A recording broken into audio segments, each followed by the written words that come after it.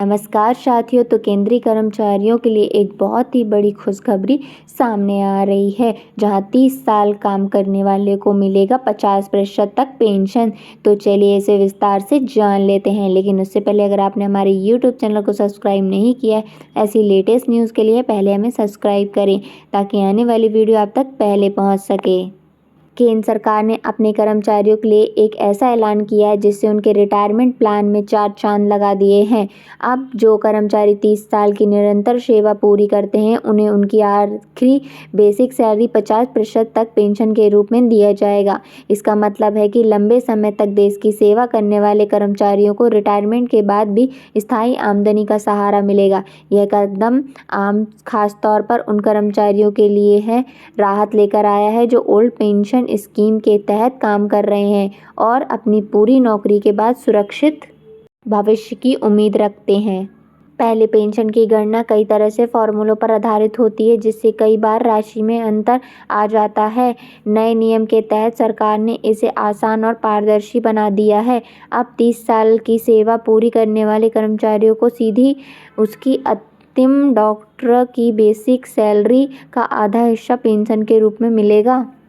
Pension की गणना में ग्रेड पे, बेसिक पे और सर्विस पीरियड का जटिल फॉर्मूला लागू होता है। अब 30 साल की सेवा, 50% पेंशन और साफ व्यवस्था।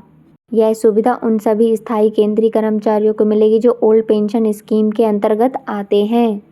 केंद्रीय मंत्रालय, रेलवे, डाक विभाग, रक्षा सेवाएं और अन्य केंद्र सरकार के विभागों के कर्मचारी, एनपीएस वाले कर्मचारी सीधे इस लाभ के पात्र नहीं, लेकिन यदि वे ओपीएस के स्थानांतरण करवाते हैं तो इसका फ़ायदा उठा सकते हैं।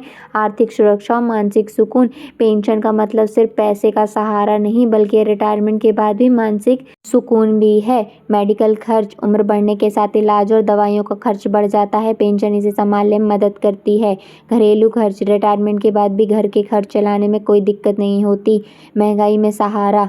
नए नियम कैसे करेंगे जीवन आसान। मान लीजिए किसी कर्मचारी की अंतिम बेसिक सैलरी 60,000 है और उनने 30 साल की सेवा पूरी की है। पेंशन 60,000 मल्टीप्लाई 50% गुणित 30,000 प्रति माह। इसके साथ डीए और अन्य लाभ भी जुड़ेंगे, जिससे राशि और बढ़ सकती है। सरकार का उद्देश्य। सरकार का कहना है कि यह कदम कर्मचारियों को बेहतर भविष्य देने और उन्हें अपने पूरे करियर में देश सेवा के लिए प्रेरित करने के लिए उठाया गया है। यह पेंशन सिस्टम न केवल आर्थिक सुरक्षा देगा, बल्कि सरकारी नौकरियों की आकर्षकता भी बढ़ाएगा। यह आर्टिकल दी गई जानकारी विभिन्न मीडिया रिपोर्ट्स और सरकारी स्रोतों पर आधारित है। किसी भी योजना या पेंशन लाभ से जुड़ा निर्णय लेने से पहले संबंधित विभाग या आधिकारिक वेबसाइट से वितरण की पुष्टि अवश्य करें।